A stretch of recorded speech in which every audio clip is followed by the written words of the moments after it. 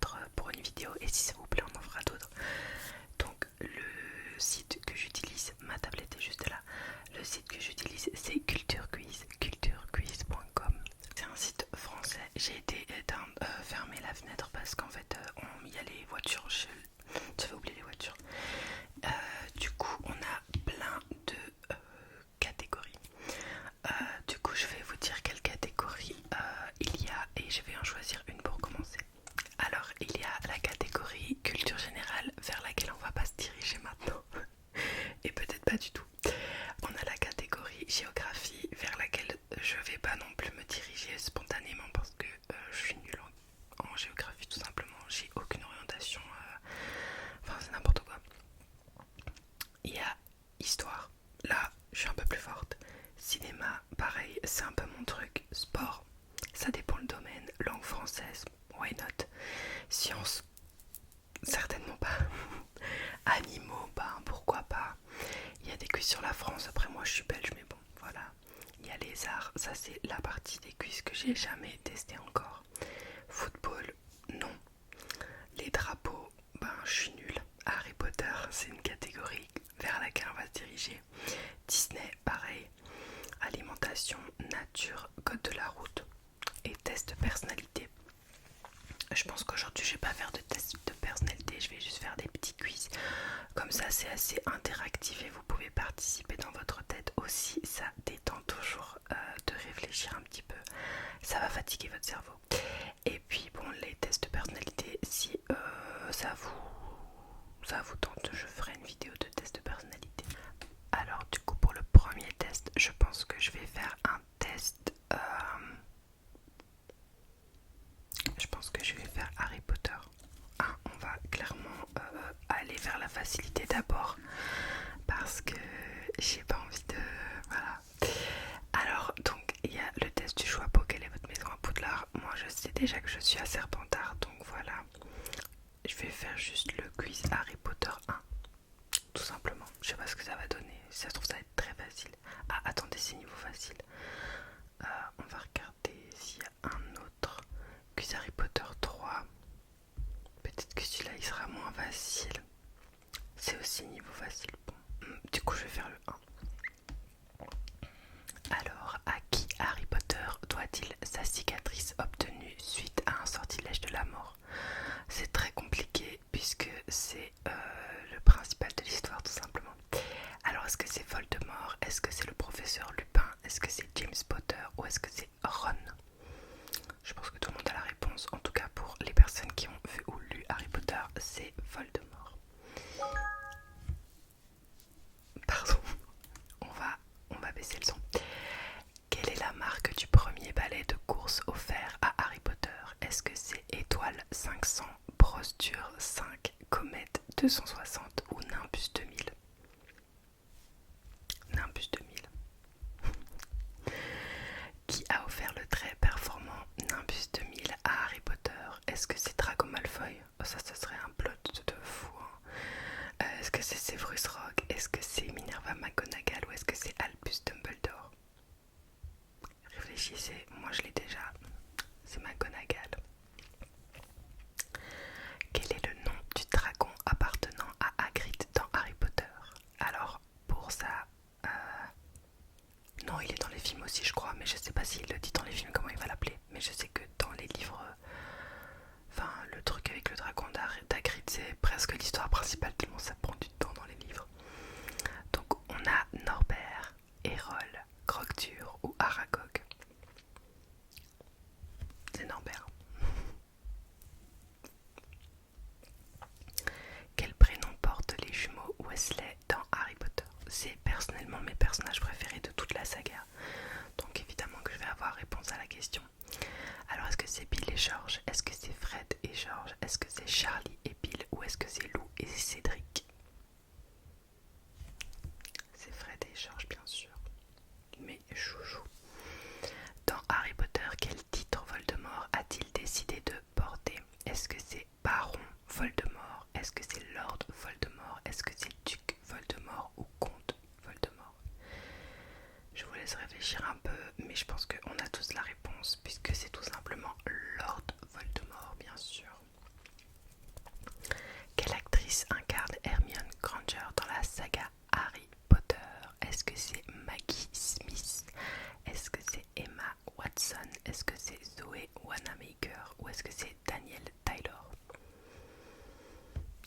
Emma Watson, bien sûr. Quel est le premier cadeau de Noël offert à Harry Potter par Hagrid et qui lui sera bien utile plus tard? Est-ce que c'est un balai, une baguette, une flûte ou une clé? Je vous laisse réfléchir, celle-là elle est pas un peu moins facile que les autres, mais c'est une flûte bien sûr. Sous quelle forme animale connaît-on le personnage de Nagini? Un serpent, une araignée, une licorne ou un chien? Nagini c'est un serpent bien sûr. Quel poste tient Harry Potter dans son équipe de Quidditch? Est-ce que c'est un attrapeur, un batteur, un poursuiveur ou un lanceur? C'est un attrapeur. Comment se prénomment les parents du jeune Harry Potter? Est-ce que c'est Olivia et Tom, James et Lily, Hermione et Ron ou Lorena et Victor? James et Lily Potter, bien sûr. Qui est ministre de la magie dans la saga Harry Potter? Est-ce que c'est Cornelius Fudge, Albus Dumbledore, Ludovic Verbet ou Lucius Malfoy? Cornelius Fudge. Dans la saga Harry Potter, qui est le prince de sang mêlé? Est-ce que c'est Severus Rogue, Dumbledore, Voldemort ou Draco Malfoy? C'est Severus Rogue, bravo. Pour quelle raison Sirius Black est-il connu dans l'univers d'Harry Potter? Est-ce qu'il se transforme en loup? Est-ce qu'il s'est évadé de la prison d'Azkaban? Est-ce qu'il a tué Albus Dumbledore? Ou est-ce qu'il est tout simplement le cousin de James Potter? Il s'est évadé de la prison d'Azkaban. Quelle forme prend l'épouvantard de Ron dans la saga Harry Potter? Est-ce que ce serait une araignée, un dragon, un loup ou un scorpion?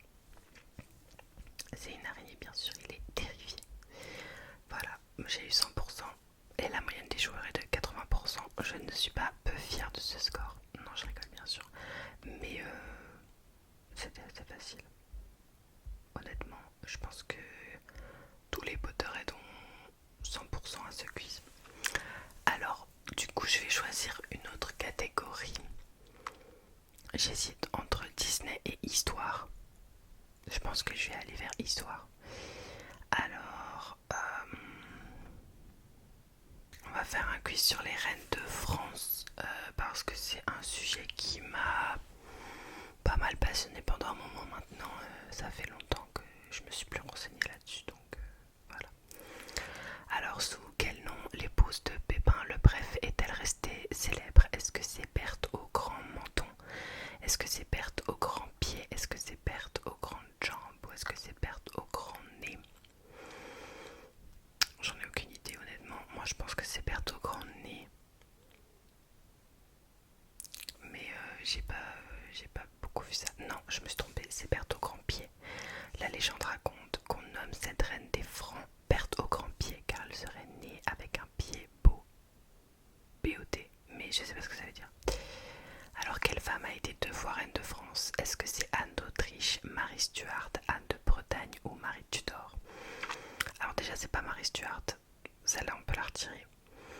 Je pense pas que ce soit Marie Tudor, je dirais une des deux Anne. Est-ce que c'est d'Autriche ou de Bretagne? Ça c'est une bonne question, je dirais d'Autriche. C'est de Bretagne, je vais m'énerver. Anne de Bretagne épouse Charles VIII en 1491 pour les Français. Puis à sa mort, elle épouse son successeur Louis XII. D'accord, ben, j'en apprends des choses. Alors, quelle reine-mère était surnommée la Régente Noire? Ça, je sais bien sûr. C'est un de mes personnages préférés de l'histoire, mais je vais quand même vous donner les options. Diane de Poitiers, Catherine de Médicis, Blanche de Castille ou Marie de Médicis? Moi je sais que c'est Catherine de Médicis, pardon. Oui. Alors Catherine de Médicis était l'épouse d'Henri II et a pris la régence à sa mort. Ce surnom lui vient de son côté autoritaire, despotique, ferme et machiavélique pour maintenir le pouvoir. Alors, question 4.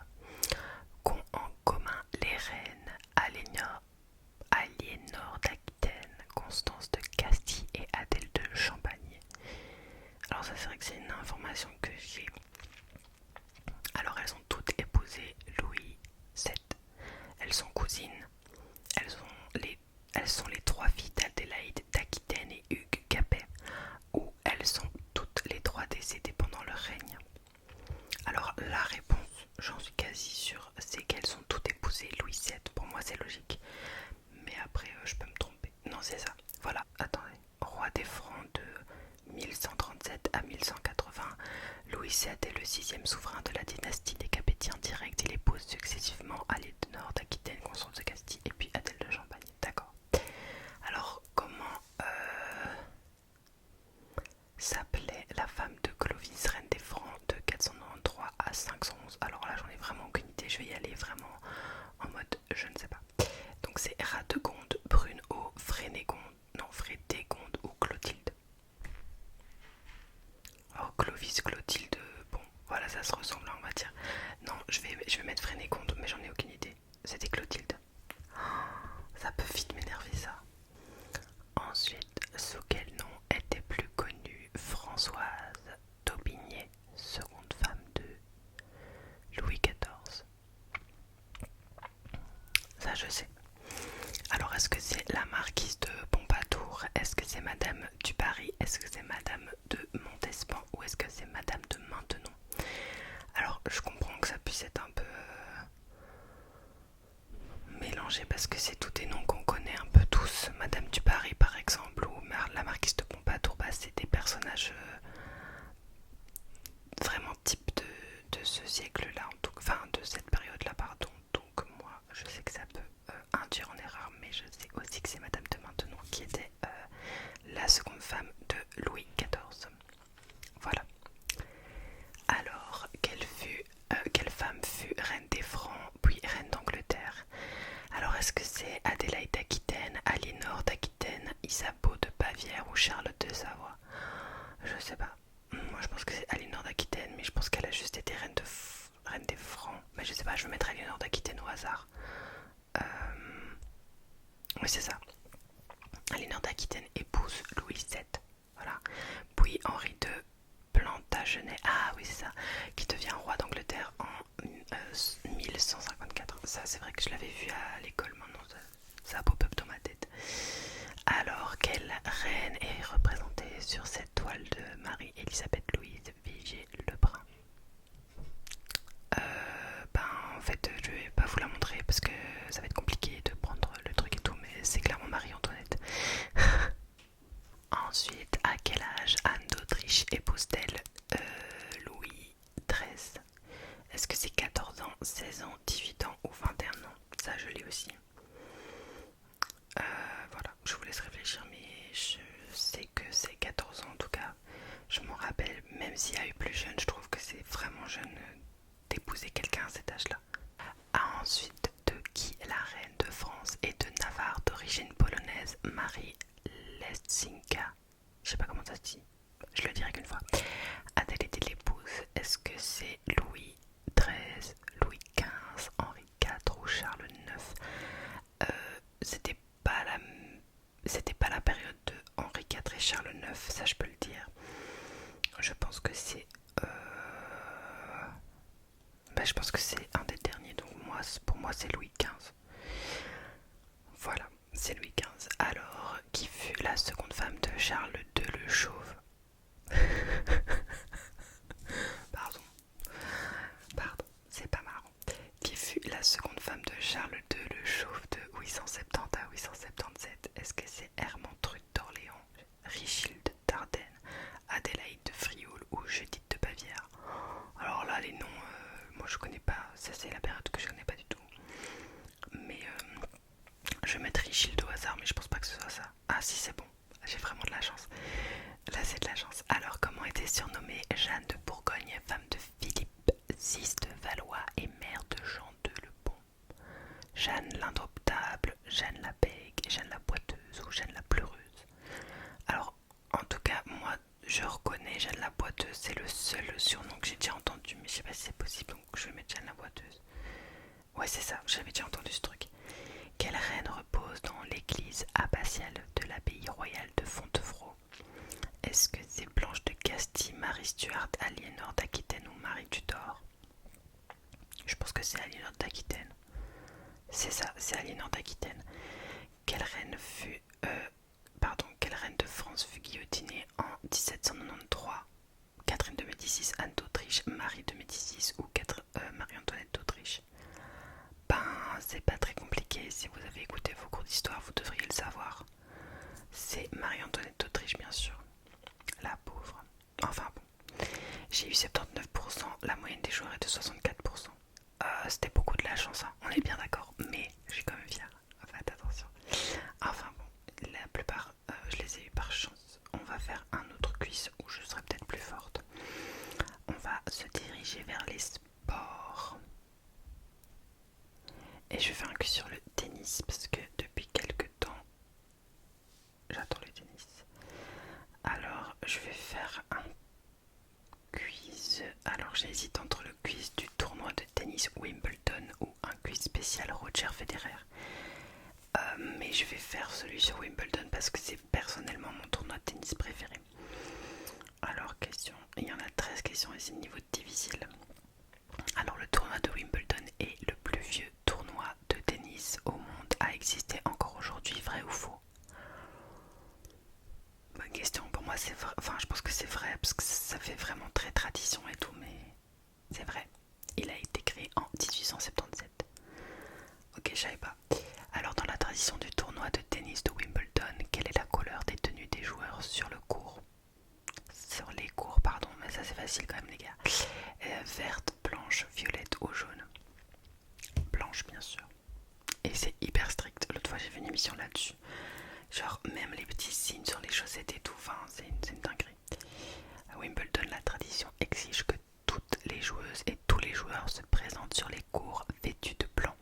Cette règle est l'une des plus emblématiques du tournoi et s'applique de manière très stricte. En effet. Dans le calendrier des tournois du Grand Chelem, Wimbledon est le second tournoi de l'année, vrai ou faux? Faut que je réfléchisse, attendez. Non, parce qu'il y a d'abord l'Australian Open, après il y a Roland Garros, après il y a Wimbledon et après il y a l'US Open. Pour moi c'est faux et c'est le troisième. Parce que maintenant cette année il reste l'US Open en fait. Ouais c'est ça. C'est le troisième grand chelem après l'Open d'Australie et le Roland Garros et avant l'US Open. J'avais raison. À Wimbledon, quel est le nom du cours principal dans lequel se déroulent les finales du tournoi du Grand Chelem? Ça je sais, mais en fait quand tu regardes Wimbledon, tu connais cette information. Donc c'est le Royal Court, le Arthur Ashe Stadium, le Center Court ou Aorangi Park. C'est le Center Court évidemment. Quel joueur de tennis détient le record de 8 titres en simple messieurs à Wimbledon? Ok, moi j'ai ma petite idée, mais en fait je suis pas sûre parce qu'il y a deux joueurs que je connais pas trop ou juste de nom. Donc est-ce que c'est Rafael Nadal, Pete Sampras, Roger Federer ou Fred Perry? Pour moi le roi de Wimbledon c'est Roger Federer, enfin mais ouais c'est ça. Il a remporté Wimbledon en simple messieurs de 2003 à 2007, en 2009, en 2012 et en 2017. À quelle marque anglaise de balle est partenaire du tournoi? Non, pardon, quelle marque anglaise de balle est partenaire du tournoi de Wimbledon depuis 1902? Est-ce que c'est Ed? Est-ce que c'est Slazenger? Est-ce que c'est Yonex ou est-ce que c'est Wilson? Ah ben, moi, enfin, ce que j'ai vu à la télé c'était Slazenger, mais peut-être que je me trompe, j'espère pas. Ouais, c'est ça. Quel joueur britannique a remporté Wimbledon en 2013 en simple messieurs, une première après 77 ans sans victoire à domicile? Est-ce que c'est James Ward? Est-ce que c'est Tim Henman? Est-ce que c'est André Agassi ou est-ce que c'est Andy Murray? Moi je sais. Bien sûr, c'est Andy Murray, un très grand joueur de la génération d'avant. Quel grand joueur de tennis a participé à 3 finales en simple messieurs de Wimbledon mais s'est toujours incliné? Est-ce que c'est David Nalbandian? Est-ce que c'est André Agassi? Est-ce que c'est John McEnroe? Ou est-ce que c'est Andy Roddick? Alors ça c'est la génération avant donc moi je connais moins et le seul que je connais plus que les autres c'est André Agassi, mais je vais dire lui mais je suis pas du tout sûre. Voilà, c'est Andy Roddick. Andy Roddick s'est toujours incliné face à Roger Federer. John McEnroe a remporté 3 titres et a connu 2 défaites en finale. André Agassi a remporté le titre une fois et s'est incliné une fois. Et David Nalbandian s'est incliné lors de la finale en 2002. Quel joueur de tennis allemand surnommé Boom Boom a remporté 3 fois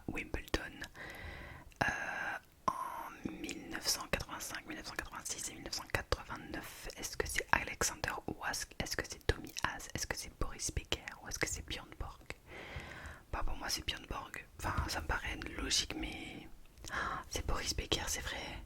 Ah oui. Le surnom Boum Boum fait référence à la puissance du service de Boris Becker et à son style de jeu agressif. Je me suis fait complètement berner par le prénom en fait. Alors quel athlète détient le record de 9 titres en simple dame à Wimbledon? Venus Williams, Martina Navratilova, Billie Jean King ou Lindsay Davenport? Alors, ce n'est pas Venus Williams, ce n'est pas Billie Jean King, ce n'est pas Lindsay, c'est Martina Navratilova. En effet. En 2008, face à quel joueur Roger Federer s'est-il incliné dans une finale simple messieurs, souvent considérée comme le match du siècle? Ben, c'est Rafael Nadal, bien sûr. De toute façon, quand il y a des matchs du siècle, c'est toujours ces deux-là. Voilà. Quelle est la nationalité de Goran Ivanisevic? Ah non, Ivanisevic. Ah, ok. Le vainqueur surprise en simple messieurs à Wimbledon 2001 face à Patrick Rafter. Eh ben, est-ce qu'il est russe, croate, allemand ou néerlandais? Il est croate. Oui, je suis forte, hein. Alors, qui est cette joueuse de tennis australienne titrée à Wimbledon en 2021 avant de prendre une retraite surprise en 2022 à seulement 25 ans? Ben, je vais pas vous le montrer, mais j'en sais vraiment... Enfin, je sais pas du tout c'est qui. Mais je vais mettre Nicole Pratt au hasard. C'est Ashley Barty. J'ai eu 77% et la moyenne des joueurs est de 67%. Donc je suis très fière de moi parce que je regarde le tennis depuis cette année seulement, donc je suis contente. Mais c'est vrai que je me renseigne vraiment beaucoup parce que ça commence à devenir une passion. En tout cas, regarder le tennis, j'en joue pas, mais je regarde beaucoup. Moi je joue au badminton, donc c'est pas trop la même chose, mais ça se ressemble un peu. Je vais me diriger maintenant vers Disney. Pour terminer, je crois, on va faire un quiz juste des films Disney normal, 15 questions. Niveau difficile. Quel est le second film réalisé par Walt Disney juste après Blanche-Neige et les 7 nains? Est-ce que c'est Cendrillon, Peter Pan, Pinocchio ou Alice au pays des merveilles? Déjà c'est pas Peter Pan, ce n'est pas Cendrillon. Pour moi c'est Pinocchio. Ouais, c'est ça. Quel dessin animé a fêté ses 70 ans en juillet 2021? Est-ce que c'est Blanche-Neige et les 7 nains? Non. Est-ce que c'est le livre de la jungle, la petite sirène ou Alice au pays des merveilles? Ben, je crois que c'est Alice au pays des merveilles. Ah ouais, c'est ça. Il est sorti au cinéma le 27 juillet 1951. Dans les Aristochats, quel est le nom du troisième chaton avec Marie et Toulouse? Est-ce que c'est Duchesse, Berlioz, Napoléon ou Lafayette? What the fuck? Pourquoi ils ont mis Lafayette? C'est Berlioz, bien sûr. Mon petit Berlioz. Dans quel film Disney peut-on rencontrer les personnages de Madame Samovar, Big Ben ou bien encore Plumette? Est-ce que c'est dans Peter Pan, La Belle et la Bête, La Belle et le Clochard ou Toy Story? La Belle et la Bête, bien sûr. Il manque juste lumière. Alors, dans le dessin animé Robin des Bois de Disney, quel animal est Triste Cire alias Persifleur? Est-ce que c'est un vautour, un serpent, un ours ou un coq? Triste Cire alias Persifleur, c'est un serpent. Pardon. C'était vraiment Robin des Bois quand j'étais plus petite. C'était vraiment un de mes dessins animés préférés. Je le regardais très très souvent parce que j'adorais l'histoire. Dans quel lieu célèbre est située l'association SOS Society où travaillent Bernard et Bianca? À la Maison Blanche, au World Trade Center, aux Nations Unies ou à la Tour Eiffel? Mais c'est pas la Tour Eiffel par contre, c'est pas la Maison Blanche. Moi je dis aux Nations Unies au hasard. C'est bon. Dans Les 101 Dalmatiens de 1961, quel est le métier de Roger, le propriétaire de Pongo? Il est musicien, écrivain, créateur de jeux vidéo ou garagiste? Il est musicien et joue au piano. En plus, à un moment, il chante une chanson sur Curilla. Donc, quel film a fait perdre plus de 20 millions de dollars en 1985 et menacé l'avenir des studios Disney? Alors je connais bien cette information et je la trouve tellement triste. C'est soit Basile détective privé, Fantasia, l'étrange Noël de Monsieur Jack ou Taram et le chaudron magique. Alors moi c'est dans mon top 5 de mes dessins animés préférés de Disney et c'est Taram et le chaudron magique. Ah, voilà, c'est le film le plus sombre que Disney a produit. C'est vrai qu'il y a une part très très sombre, donc il a eu un accueil mitigé de la part de la critique et il a connu un échec commercial. Avec un budget de 44 millions de dollars, c'est le film d'animation le plus cher jamais réalisé à l'époque, mais il n'a récolté que 21 millions de dollars de recettes, ce qui n'est même pas la moitié en fait.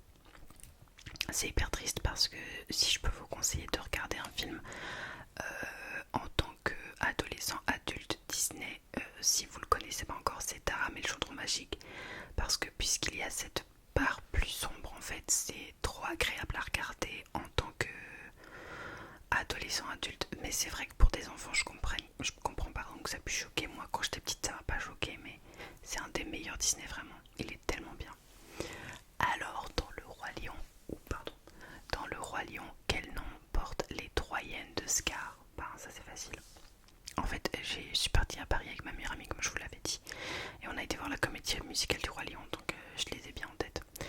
Est-ce que c'est Clio, Baobab et Ned, Shensi, Banzai et Ed, Tutti, Riani et Nudi, ou Rakita, Pagmé et Nos? C'est Shensi, Banzai et Ed. Quelles sont les couleurs de Polochon, le poisson ami d'Ariel, la petite sirène? Noir et blanc, vert et bleu, bleu et violet ou jaune et bleu? Ben ça c'est hyper facile, hein. Je pensais que le quiz était difficile, mais pour le moment franchement c'est jaune et bleu, bien sûr. Comment réponse assomme-t-elle Flynn Rider lors de leur première rencontre? Facile, avec un coup de pied, avec une poêle à frire, en lui tombant dessus avec une enclume. Je vous laisse même pas réfléchir pour celle-là, c'est tout simplement une poêle à frire. Dans le film Zootopie, quel animal travaille dans l'administration? Un lama, un paresseux, un escargot ou un caniche? C'est un paresseux, en plus il s'appelle Flash, c'est ça qui est marrant. Alors en quel animal Cosco est-il transformé? Cosco, c'est mon Disney préféré. Un singe, un chat, un lama ou un écureuil? Un lama, bien sûr, c'est l'histoire de tout le film. Dans le dessin animé Aladdin, comment s'appelle le singe? Est-ce qu'il s'appelle Yako, Rasoul, Ahmed ou Abou? C'est Abou, bien sûr. Parmi ces dessins animés Disney des années 90, lequel est le plus ancien? Est-ce que c'est Aladdin, le bossu de Notre-Dame, Hercule ou Mille et une pattes? Alors moi déjà je vais retirer Aladdin. Moi je pense que c'est soit Hercule soit le bossu de Notre-Dame, parce que Mille et une pattes c'est les débuts de Pixar. Mais ah non, je vais mettre Mille et une pattes en fait. Ah c'est Aladdin. Ah ok. Je trouve qu'il a l'air tellement plus récent que Belle Bossu de Notre-Dame. Du coup j'ai 93% et la moyenne des joueurs c'est de 60%. Bon bah je trouve que j'ai fait pas mal bien tous ces quiz, franchement je suis assez fière de moi. À part pour le quiz sur les reines de France où là j'ai eu vraiment beaucoup de chance, sinon je trouve qu'ils se sont tous bien passés.